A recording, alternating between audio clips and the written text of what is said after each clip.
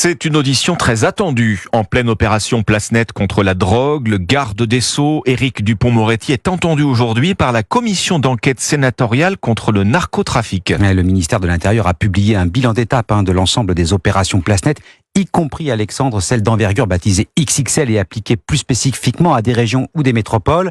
Plus de 7000 interpellations, 3,5 tonnes de stupéfiants saisis. Et pour assécher la diffusion de la drogue, l'État envisagerait de créer un statut de repenti pour les nourrices, Jean-Baptiste Marty.